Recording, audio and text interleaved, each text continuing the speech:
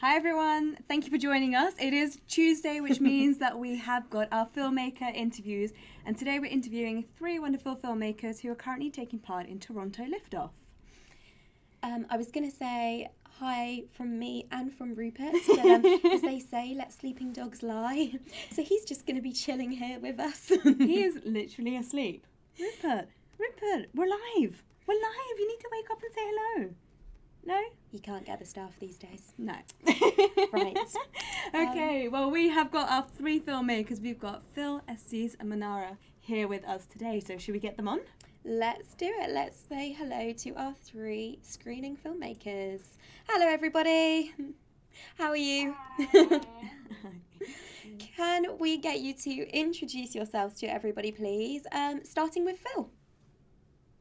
Well, hi, everybody. I'm Phil Scarpacci, and I'm coming to you live from Los Angeles, which is always fun to go across the pond. And the film that we made was A Cat Tale, T-A-L-E, Tale. That's who I am. Cool, very cool. I'm the director. I directed the film. Great. Hey everyone, my name is Assis Sethi and I'm a filmmaker from Toronto, and I'm the director of Bloody Mess, which is a Remmy Award-winning film, and it's being screened at the Toronto Liftoff Film Festival this month. And I like to tell stories that leave the audience feeling like they need to have a conversation about a certain topic. And one of those topics was menstruation, and how in South Asian families we need to normalize the concept of menstruation, and which is why I decided to make the film A Bloody Mess. Right. No, it's definitely a topic that needs more awareness. So thank you for doing that. Yeah, lose that stigma. Manira. Hi, everybody. I'm Manira Douglas. I am actually in Toronto, and my film is The Glitch. I'm the writer, director, and producer. It is actually a short sci-fi animation film that was adapted from my larger narrative of a sci-fi novella. So the particular scene that I adapted, it focuses on the main character who is suffering from emotional issues due to her isolation in space and the loss of her mother at a young age. So. Wow. So you wrote the novella. Yes. And then turned it into a script. So did you always see yourself turning it into a film screenplay, or how did that come You know about? what? The way I wrote the novella was a very graphic novel-y type of script. Yep. So while I was writing it, I did have that in the back of my head, but I didn't commit to creating a film until after it was done, edited, and I kind of looked back at it and I was like, you know what, this would look cool, at least as a short film. Yeah, sure. Well, that makes sense if you had a graphic novel in mind that you turned it into animation. Did you have any of the graphics drawn up or at all? I did. So I had contacted a local illustrator, Komi Olaf, who is very prominent in Toronto and is familiar with Afrofuturism and the elements of all of that. And I thought it would be great to have someone who's at least familiar with that, because this is my first film and I had no idea how to start. So I thought, okay, at least let me start there with a basic foundation. And he was great, kind of helping me out with that. Amazing. Okay, well, what we're going to do now is we're going to switch over to audio only and delve a little bit deeper as we do that into the things you've overcome and future career goals.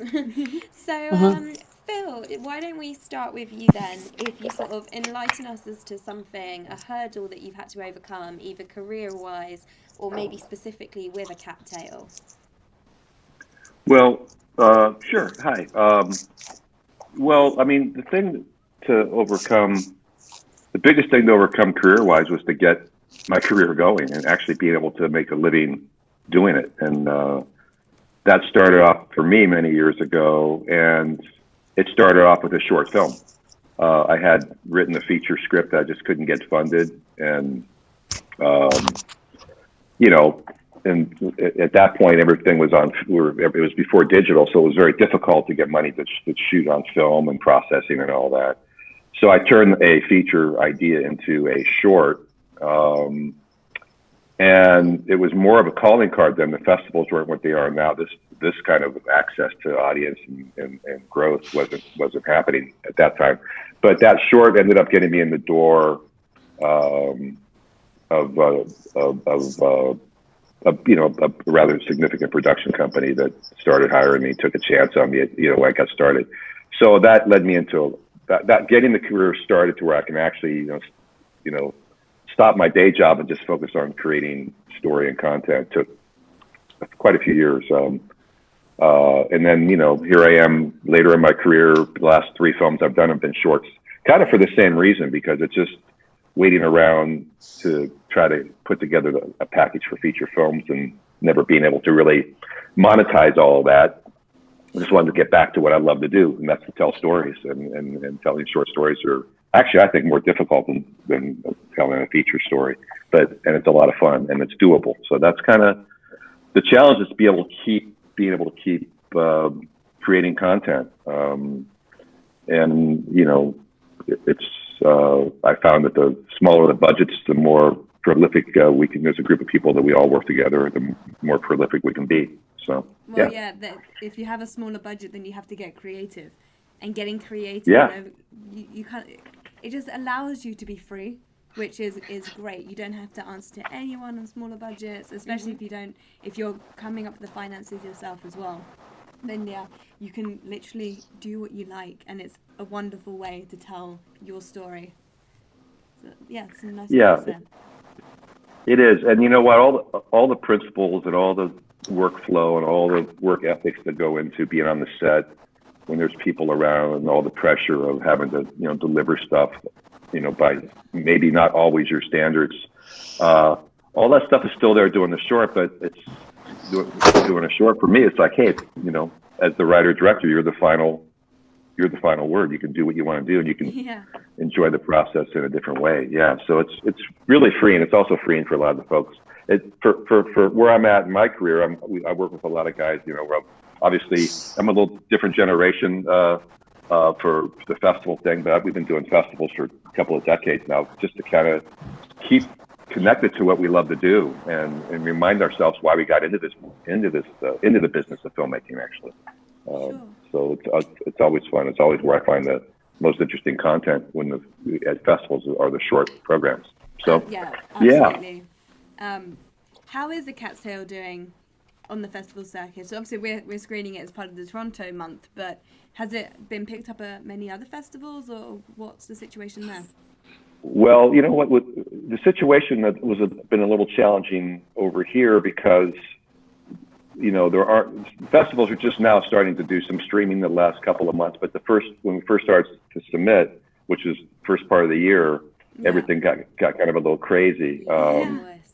So we're just getting started with it, and we're actually getting ready to submit another kind of a longer content piece to Sundance, because they came out about a month ago saying that they're going to stream everything globally this year. Oh wow! So it's really who's streaming. That's kind of where it is right now. And so some of the rejections that we've had, and as we all know, you get a lot of I always say massive rejection is the key to success, right? So get it out there. Yeah, especially in this industry, because there are so many no's and negativity that get thrown around, and it can be crushing. And if you're not, it's all part of the game, essentially. Massively. And if you can master rejection, then you will survive this industry and you will flourish in this industry. Yeah, people say it all the time about actors, but it's just the same, isn't it, for directors, producers, screenwriters, cinematographers, everything. All part of it for sure. Absolutely, that's so right on it. And what we've experienced, and it's been probably 20 years of submitting stuff to festivals. We started off just submitting to all the, whatever your top 20 festivals are, and that, if you get into one of those, it's pretty remarkable. We average about literally over feature films and short films. We get into about 10% of the festivals we submit to. So if we submit to 100 festivals, we'll get into 10 festivals, and it doesn't seem to matter whether it's a feature length or a short. You just have to get it out there, and that's one of the things we've had to learn along the way is to leave a little bit of money there for all those festival submissions. Yeah, that was going to be my next point, mentioning about leaving a part of your budget to submit to film festivals, and it's an area that a lot of people forget about. You spend so much money in making the film and then post-production, paying everyone, but you forget about what happens to the life of the film after you've made it, and you need to make sure that you have some funds left. It's crazy, actually. We were listening to a talk not that long ago, and they mentioned that you should save up to 30% of your budget to submit to film festivals. That actually sounds pretty close. Yeah, it's and you know, every year there's just a little bit more money, and there's always massive amounts of submissions. Yeah, of course. So yeah, that's about right. You know, but again, for me, it's for me and the folks that we work with here, it's really worth it for us because it keeps us connected to what we love to do. You know, and it's a little different space than I was in when I was starting out trying to, you know, have my work be seen. Truthfully, it's an opportunity to do exactly what we're doing today. And, you know, at the festivals, you do this live, but it's really great that we can do what we're doing right now using this format, you know. So it keeps our, you know, creative juices flowing too, you know. Yeah. So, yeah. Nice. Thank you. Is there anything else you'd like to add about any problems that you've had to face in your career, or how you've overcome anything that's been in your way? Yeah, I'm glad you didn't ask me what my favorite movie is, though. That's a much easier question.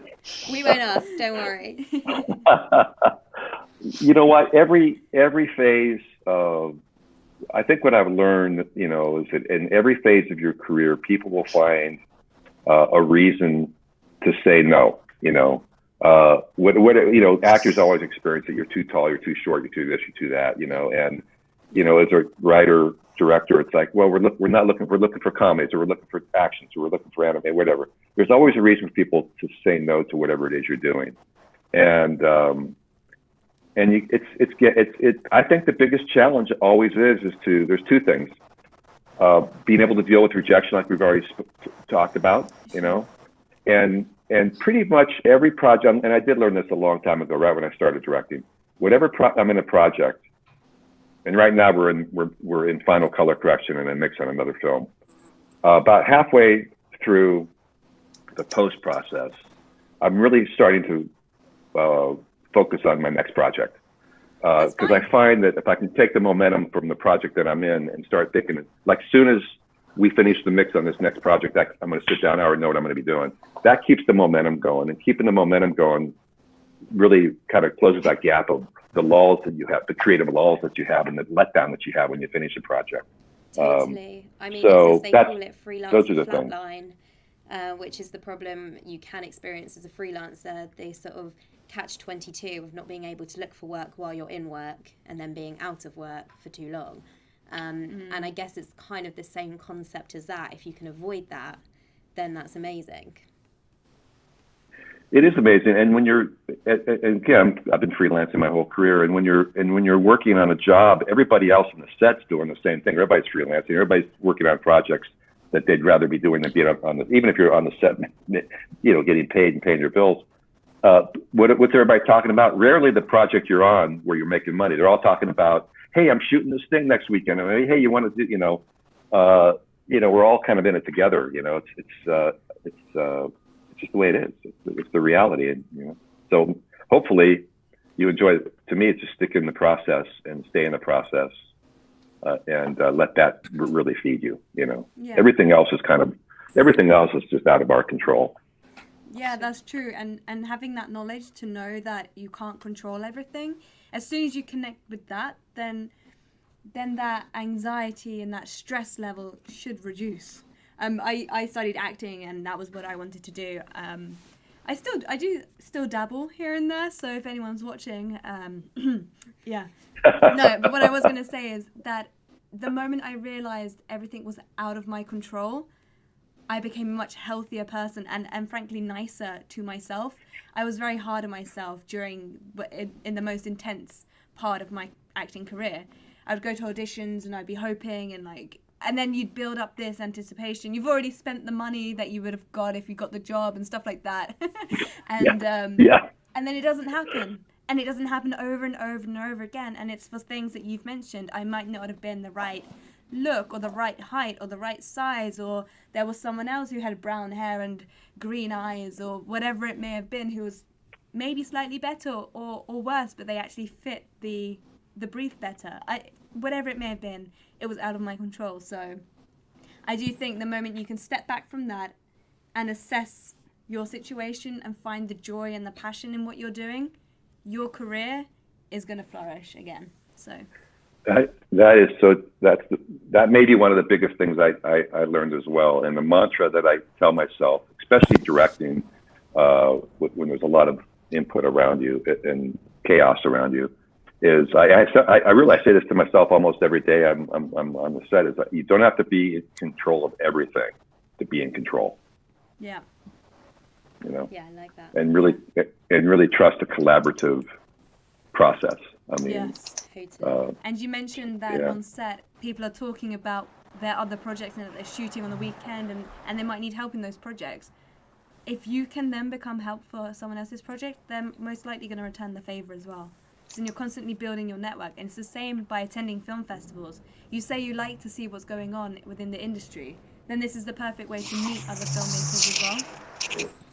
And they'll then want to check out your work and vice versa. Yeah. 100%. Absolutely. I the last job I helped out on, it was really wonderful. I got to sit on a ladder and hold a boom all day, you know. Yeah. But you know, you just keep doing it, you know. Yeah. Okay, well, thank you so much, Phil. Who should we Hey, thank you for having me. Yeah. So should we go to Assis? Hey. Assis, tell us a little bit about things that you've overcome in your filmmaking career. So I think making a film is a challenge on its own.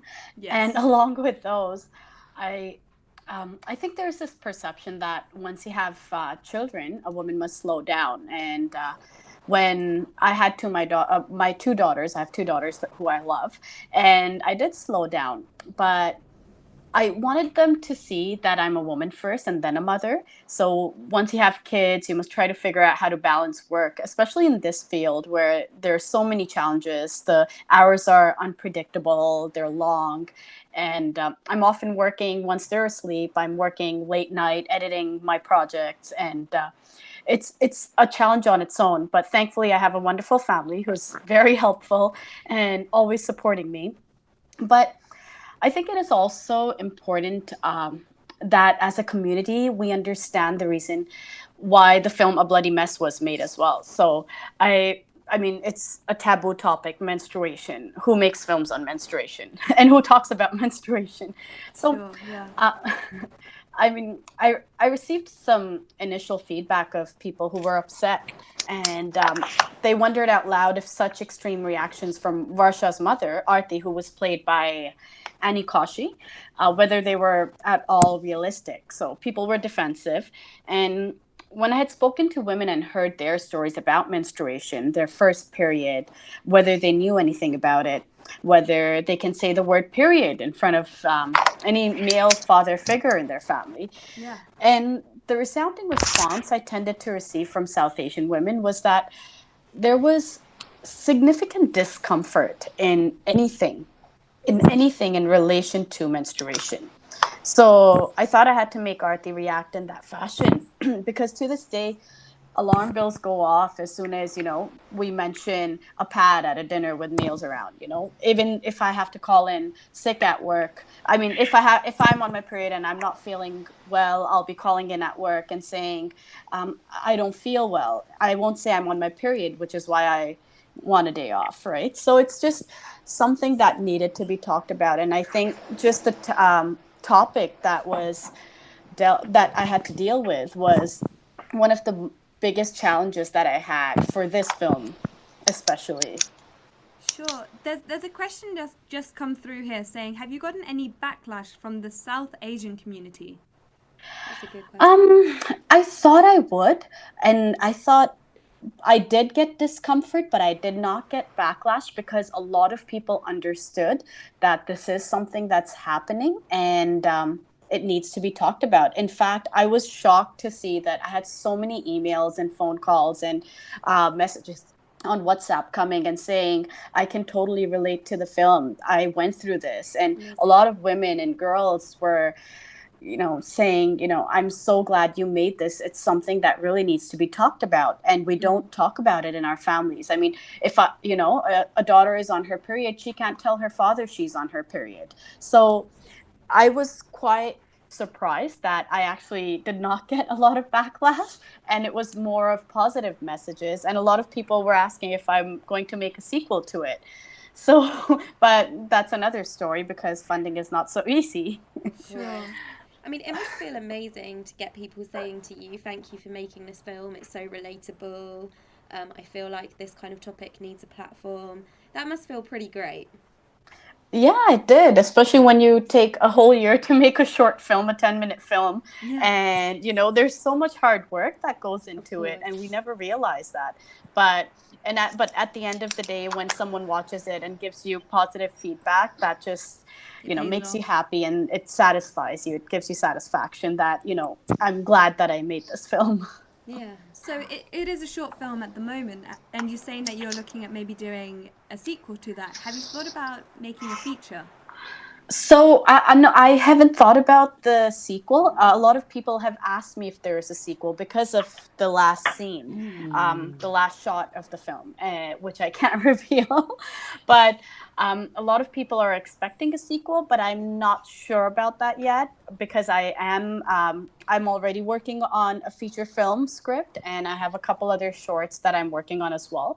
So I don't know if I'll be making a sequel to this one, especially because there's so many other topics that need to be talked about, right? So I want to try to explore as much as I can. And that was going to be my next point. Maybe instead of doing a sequel, you could make an anthology, so maybe 3 or 4 films around an important topic or a similar topic, which then you can sell as a collection. And we are seeing these more and more now pop up on things like Netflix and Amazon Prime. They are trying their best to support short filmmakers.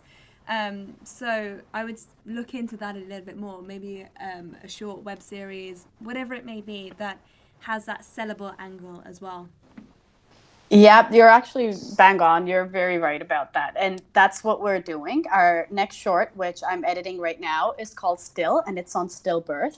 Yeah. And the other one that we just finished writing, and we will be shooting it later this year, is on postpartum depression. So our goal is to make films, short films similar to A Bloody Mess, but exploring different topics or different women-related themes that need to be talked about. Yeah. Amazing. Great. That's really, really great. Also, you're giving yourself such a clear kind of like brand and way that you're going.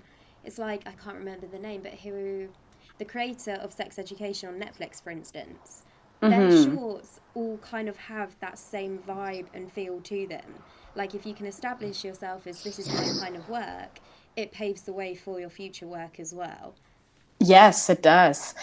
Yes, it does. And it gives you more ideas that you can explore as well, more topics. When I started with A Bloody Mess, I had no idea there were so many other things that needed to be talked about.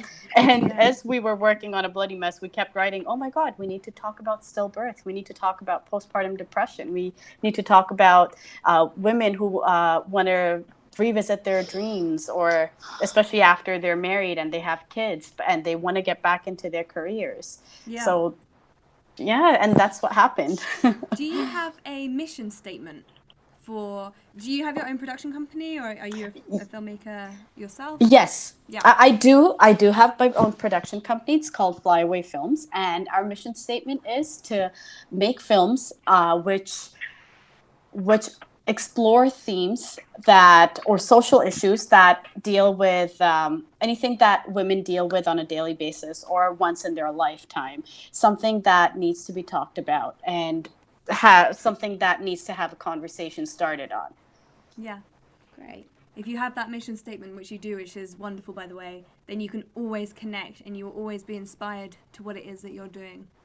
Yes, thank you so much. Thank you. Thank you for sharing. Thank you. Well, Manira, so The Glitch was your first project.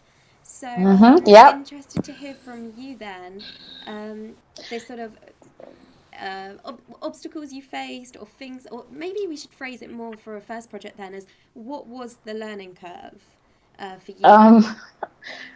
On every level, I definitely learned something. I was the writer, director, and producer. So at least at first, I had no idea, first of all, how expensive animation is.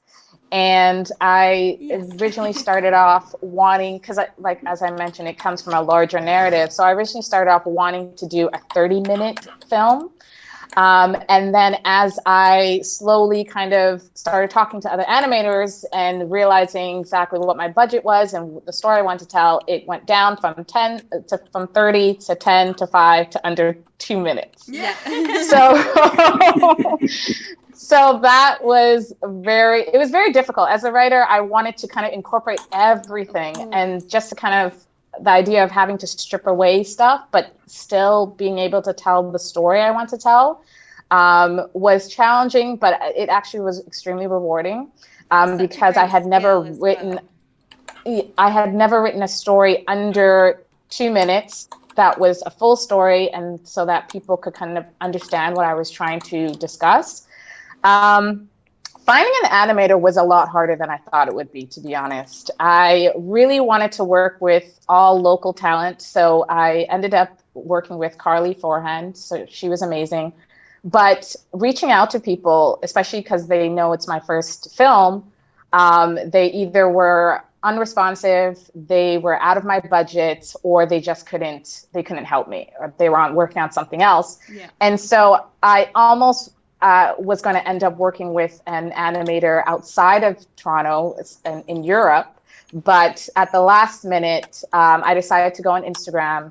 I was not very familiar with it, but I decided, okay, let me just try this out. It's a last minute resort. And luckily I was able to find a Toronto animator who was very patient with me.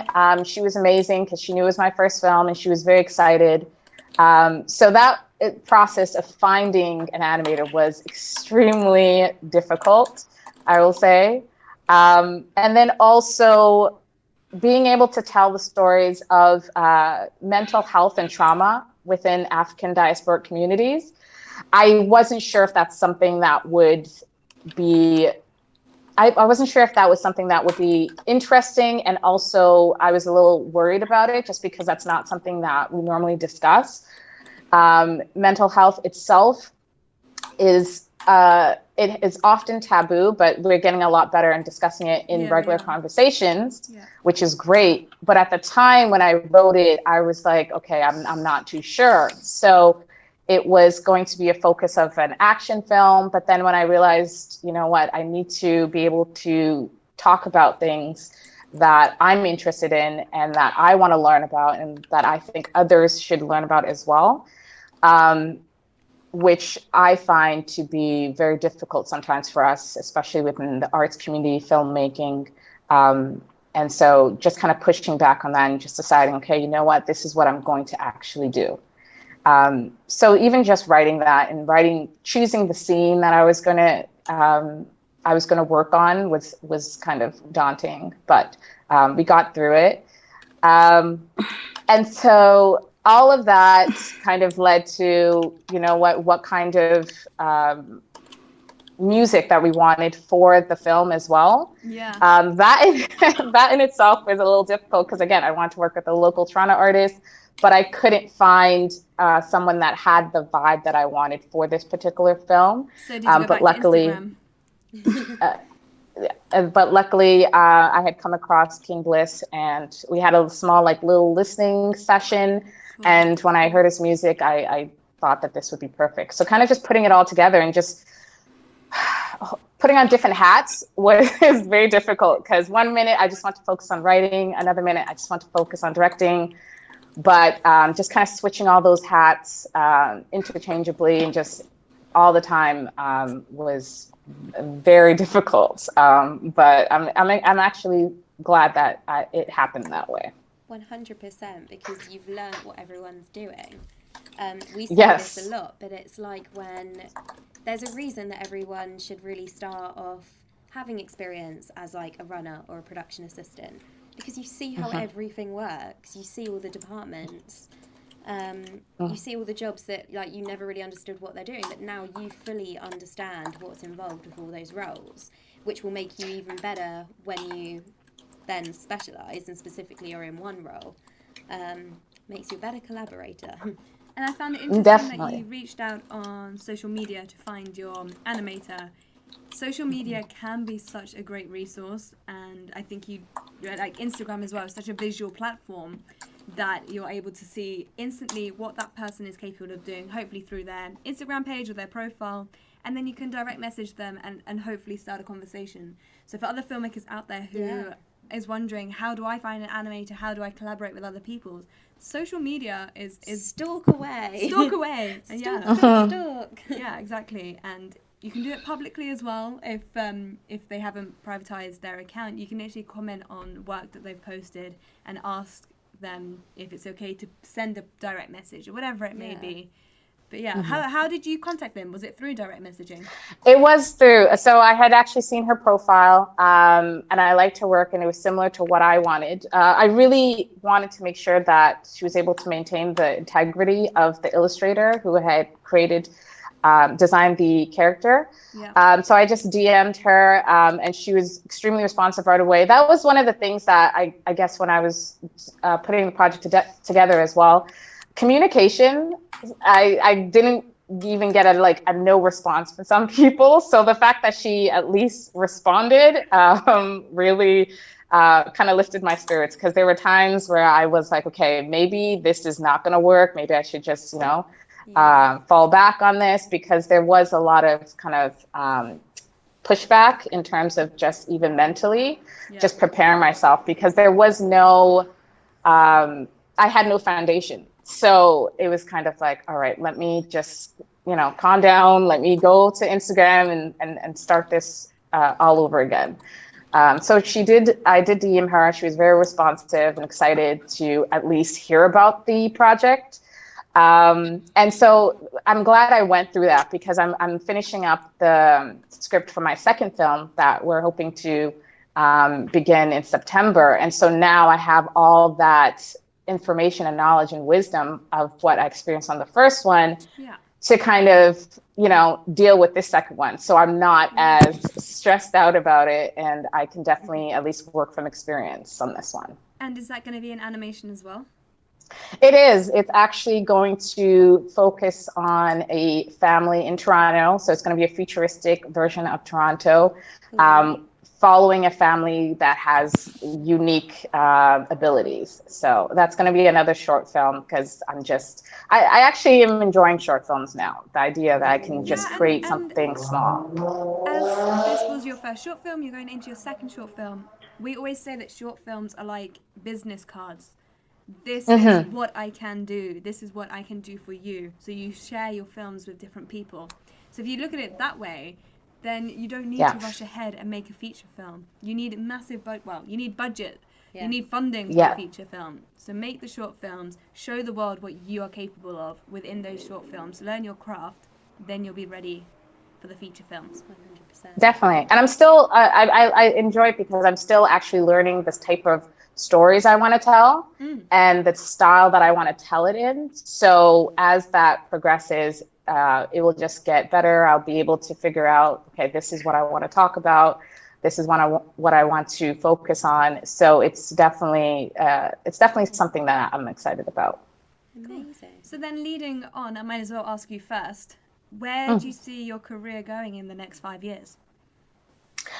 Well, in the next 5 years, I definitely expect to be working, or at least writing on my feature film. I do have that idea kind of in my head, but as we mentioned, there's a lot of work to that, especially budget-wise.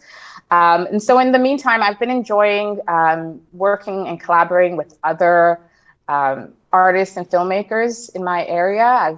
they've actually reached, quite a few have reached out, and I'm enjoying working with writers, other directors, other individuals in that realm, so that I can learn as much as possible before I get to that point. So I just really want to focus and kind of hone in on my writing style, the skills that I have. But in the next 5 years, I would love to be collaborating with other directors, other producers, and writers, just so that I love working as a team, and I love that idea that we can all kind of come together and build on similar stories, other experiences.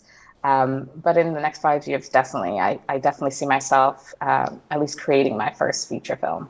Great. That sounds great. We look forward to following your journey and seeing how it goes. Thank you. Well, Phil, as somebody with lots of previous experience on a number of different projects, what do you see as in store for you over the next 5 years? Well, you know, the idea of being involved with projects that mean something to me, and sometimes it's projects that have meaningful. Listening to what you guys are, the content that the other writer-directors have been talking about the last 15 minutes, it reminds me that, you know, I bounce back and forth between doing something that's just fun, because I need something that's fun creatively, and it may be just a few moments of people to watch and escape and just be entertained, to going back to doing something that's meaningful. So I bounce back and forth between that. I try to keep a balance in what I do. So I just want to keep listening to my voice and just try to represent, you know, what's going on inside me, and put it up there, you know, in images that tell stories. And for me, the last, probably 3 out of the last 5 projects I did, it's less dialogue and more visual. Yeah, so I just want to see, I'm actually been writing something. I'm trying to see how many pages I could write before anybody says anything, pretty much in every scene, just to try to, because there's so much talking head stuff out there these days, that how can you just visually tell the story, you know? It's kind of where I'm focusing on right now. Yeah. And then you'll end up with a silent movie. Yeah. Hey, that could be interesting. Yeah, that would be interesting. Cool. Yeah. Nice. And Assis, same question for you. Where do you see your career in 5 years' time? I hope in 5 years I have at least 2 feature films under my belt, one that has been released and one hopefully in either development or pre-production. Yeah. And I also want to do a few more short films. I want to finish my 2 short films that I have, one in post-production and one in development. And I also have a great team of women supporting me, along with my family and parents. And my film company, Flyaway Films, is comprised of strong women, and each of us have our own projects. So we always tend to help each other out and support each other on each other's projects, which is great because all of us have a lot of short films that we're working on right now, and web series and feature films. So I'm hoping that we can keep going, we can keep the momentum up, and like Phil had mentioned earlier as well, you know, keeping that momentum and working on your future or your next project right away is so important. So we're trying to do that. And a huge shout out to my sister, who's always writing the films with me, who's producing all the films for me, and my other team members, Shweta, Daisy, and Marine, who are always helping me with everything. And like you had mentioned as well, Natalie and Claire, the way how, you know, we can help each other on each other's projects. And that's how we make our short films, and that's how we make our stories come to life. So that's what we're trying to do as well at the same time. Amazing. Yeah. Cool. Well, thank you so much for sharing your stories, your goals, and your career aspirations.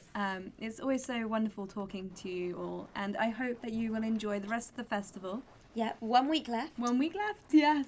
So thank you so much for joining us. Thank you so much for having us. Yeah, thank you all for providing a platform for us as filmmakers. So thank you so much. Yes.